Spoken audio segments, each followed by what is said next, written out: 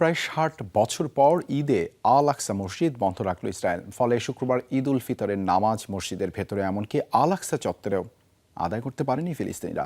বাধ্য হয়ে রাস্তায় ঈদের নামাজ আদায় করেন তারা।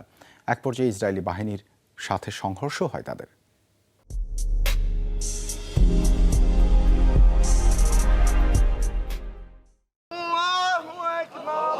মসজিদে কিংবা ঈদগাহে নয়, ফিলিস্তিনের মুসলমানদের ঈদের নামাজ আদায় করতে হলো খোলা রাস্তায়। ঈদ উল ফিতরের দিন সকাল থেকে পুরো আল আকসা মসজিদ চত্বর জুড়ে ব্যাপক কড়াকড়ি আরোপ করে ইসরায়েলি বাহিনী। ফলে মসজিদের ভেতরে নামাজ আদায়ের সুযোগ পাননি ফিলিস্তিনিরা। নজিরবিহীন এই ঘটনা 1967 সালের পরেই প্রথম।